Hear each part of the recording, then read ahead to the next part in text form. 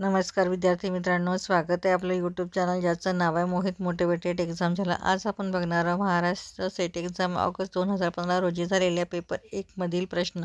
चला तर मग सुरुवात करूया व्हिडिओला।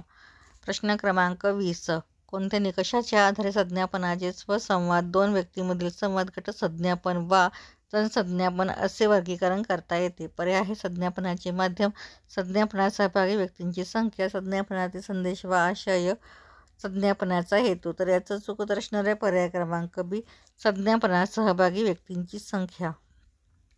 प्रश्न क्रमांक 21, वृत्तवाहिन्यांच्या संदर्भात ब्रेकिंग न्यूज या संज्ञेचे खालीलपैकी सर्वात योग्य वर्णन कोणते? पर्याय आहे मुख्यत्वे धक्कादायक वा हिंसक घटनेशी संबंधित बातमी, मुख्यत्वे छुप्या कॅमेऱ्याने टिपलेली घटनेशी संबंधित बातमी, नुकत्याच कळलेल्या महत्त्वाच्या घटनेशी संबंधित छोटी आणि विकसनशील बातमी, राजकीय भ्रष्टाचार शोध व चौकशीवर आधारित अचूक बातमी। तर याचा चूक उत्तर असणार आहे पर्याय क्रमांक सी, नुकत्याच कळलेल्या महत्त्वाच्या घटनेशी संबंधित छोटी आणि विकसनशील बातमी।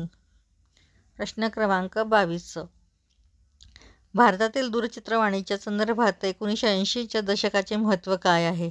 पर्याय आहे भारतात दूरचित्रवाणी प्रक्षेपणाची सुरुवात, भारतात दूरचित्रवाणी प्रक्षेपणासाठी DTH सेवेची सुरुवात, दूरदर्शनच्या जाळ्याच्या वेगाने विस्तार, खाजगी दूरचित्रवाणी वाहिन्यांना भारतात परवानगी। तर याचा चूक उत्तर असणारे पर्याय क्रमांक सी, दूरदर्शनच्या जाळ्याचा वेगाने विस्तार।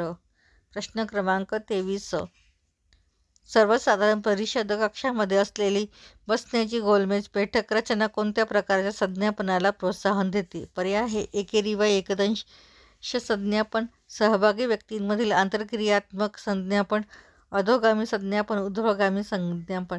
तर याचा चूक उत्तर असणार आहे पर्याय क्रमांक बी, सहभागी व्यक्तींमधील आंतरक्रियात्मक संज्ञापन। प्रश्न क्रमांक 24, शिकवितांना पॉवरपॉईंट सादरीकरणाचा वापर केल्यामुळे संज्ञापनाला कोणते आयाम नव्याने मिळतात?